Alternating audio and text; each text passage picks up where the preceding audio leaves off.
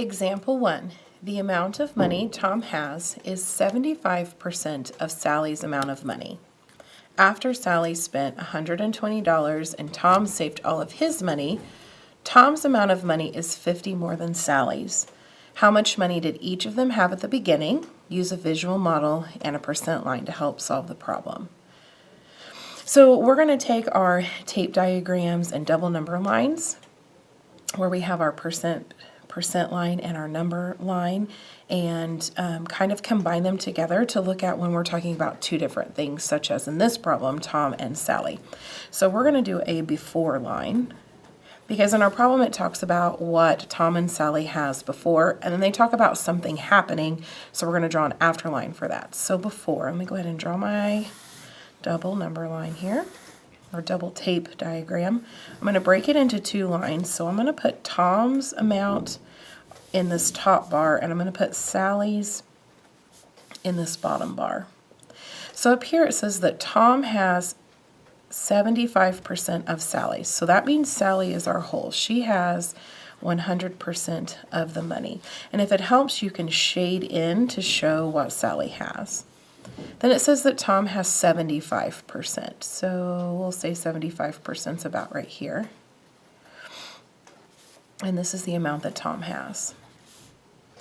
Now to help, I'm going to go ahead and break this up because we're probably going to need to chunk it to look at smaller pieces. So when I chunk this, I'm looking at 75% and 100%, and our common factor between these would be 25. So I'm going to break these up into 25%. 25% and 50%. All right, now let's talk about what happens to their amount of money. Let me get a different color here. So after,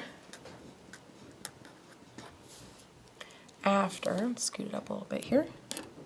It says Sally spent $120 and Tom saved all of his money. It says Tom's amount of money is 50% more than Sally's.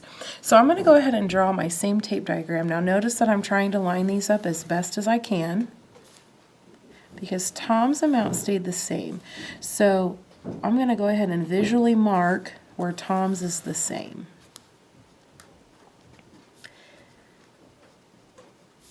So Tom has the same amount of money. But now it says Tom's amount of money is 50% more than Sally's.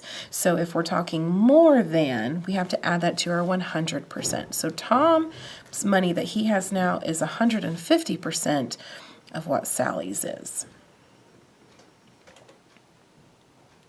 So if we were to break these up in the same lines, so the same chunks, instead of being 25% like it was up here, I'm going to take my 150% that Tom has and break it up into these three boxes. So 150 divided into 3 would be 50%. So now each of these boxes in my red diagram would represent 50%. So I've marked off everything at the same spot and then just readjusted based on how many boxes I had and the percent I was working with.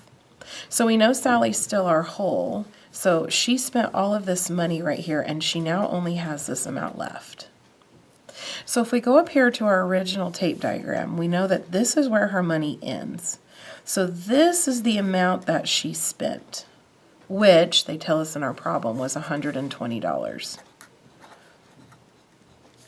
So by drawing this visual diagram, it helped us see exactly what Sally spent and how we can divide that up. So this encompasses two boxes. So each one of these boxes would be worth $60. So this is $60 and this is $60.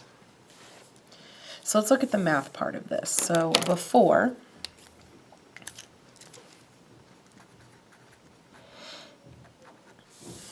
Tom had 75%.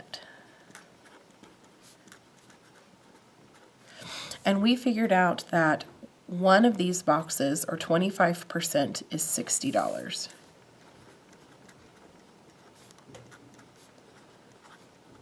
So to figure out how much Tom had to begin with, we would take 25 times 3, we'll do the same thing to our 60. So Tom would have a total of $180 to begin with. Let's do the same thing for Sally. Sally has 1, 2, 3, 4 boxes or 100%. And we know that 25% was $60. So to get to 100%, we would times by 4.